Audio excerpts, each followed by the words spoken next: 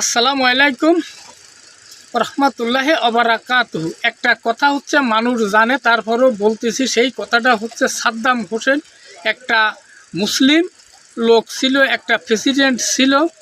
এই লোকটাকে চেনে না ছোট বড় এমন কোনো দেশ, এমন কোনো মানুষ মনে হয় খুব কমই আছে।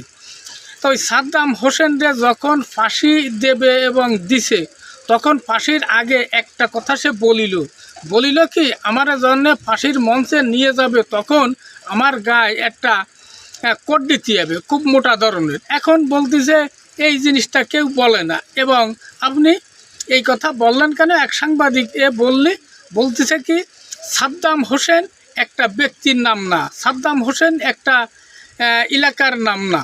এই সাদ্দাম হোসেন একজন বীর বিটা মানুষ। এই জন্যই এই কথাটা বলিল।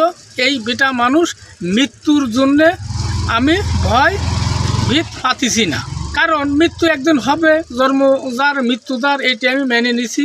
মৃত্যু আমার দেবে, অন্যায়ভাবে হোক আর ন্যায়ভাবে হোক, মৃত্যু তার হয়েছে। সে বলেছে মৃত্যুর আগে আমার মোটা একটা কোট আমার গায়ে দিতে হবে। সাংবাদিকই বলতেছে কেন কোট সাথেছেন কেন? এনে বলতেছে এই কোট গায়ে দেবো, ফাঁসি যেনে হবে সেনে প্রচুর শীত।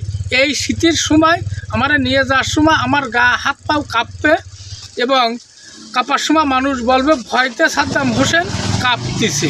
কিন্তু আমি এই মৃত্যুর জন্যে কাঁপতেছি না, কাঁপবো না। কারণ শীতের জন্যে কাঁপ আসলে মানুষ বলবে এবং মিডিয়ায় দেখাবে সাদ্দাম হোসেন ভয়তে কাঁপতেছে। তা সাদ্দাম হোসেন ভয়তে কাঁপবে না। কিন্তু আমার একটা কোট দেবেন, এইটুকু আমার দাবি।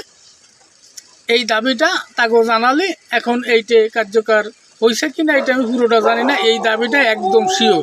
কথাটা মিলে দেখতে হবে, কথাটা বুঝতে হবে, রাগ করা যাবে না। আল্লাহ হাফেজ।